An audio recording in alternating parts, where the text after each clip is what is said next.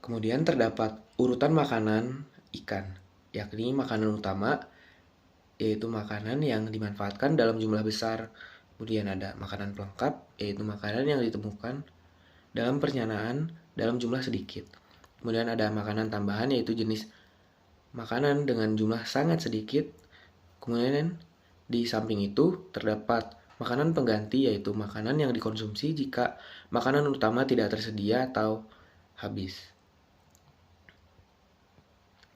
Makanan alami ikan terdiri dari berbagai jenis tumbuhan dan hewan yang hidup di perairan. Suatu jenis ikan memiliki hubungan yang sangat erat dengan keberadaan makanan. Melalui kebiasaan makanan ikan inilah dapat dilihat hubungan ekologi antara organisme pada perairan tersebut, misalnya bentuk pemangsaan, persaingan, dan rantai makanannya.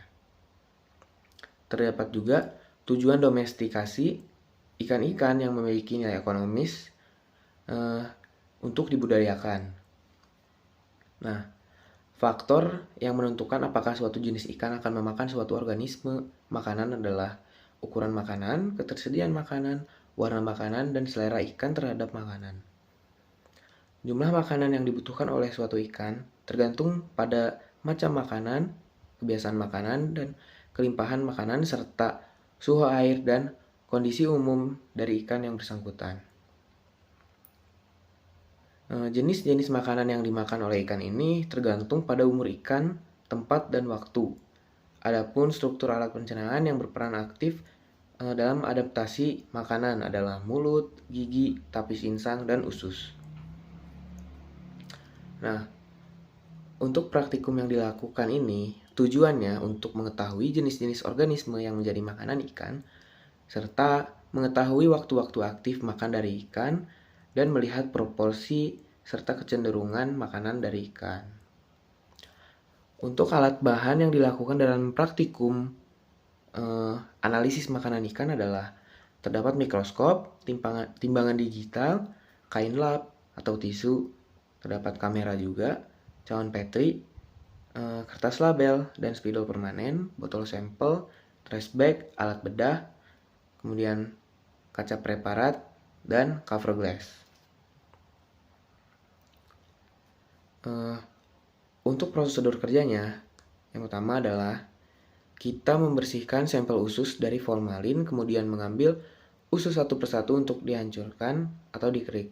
Pada praktikum kali ini kita menggunakan lambung untuk dikerik bagian dalamnya. Nah, pengerikan bagian ini untuk mengambil bagian isi dari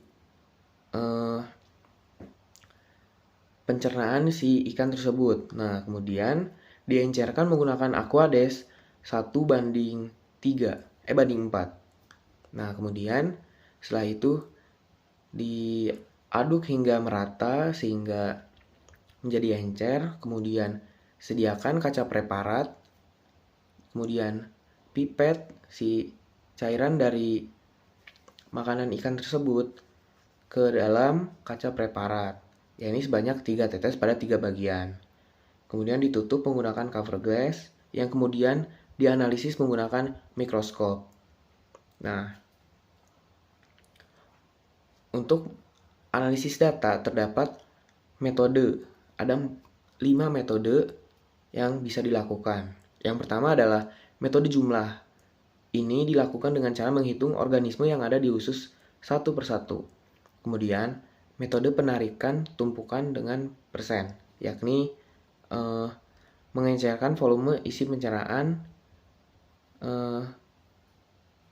kemudian mengocoknya hingga merata. Nah, kemudian ada metode grafik. Nah, metode grafik ini hampir sama dengan metode volumetrik, hanya saja yang digunakan adalah beratnya bukan volumenya. Nah, untuk metode volumetrik yakni mengukur isi volume alat pencernaan tiap individu, kemudian dikeringkan menggunakan kertas saring atau tisu.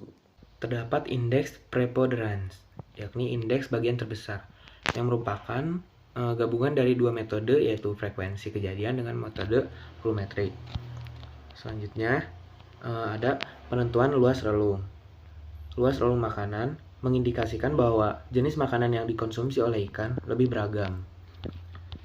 Kemudian ada penentuan tumpang tindih, yakni penggunaan bersama suatu sumber daya atau lebih oleh dua spesies ikan atau lebih, atau tingkat kesamaan jenis makanan antara kelompok ikan pertama dan kedua sama. Sekian penjelasan dari saya. Mohon maaf apabila terdapat kekurangan. Terima kasih. Wassalamualaikum warahmatullahi wabarakatuh.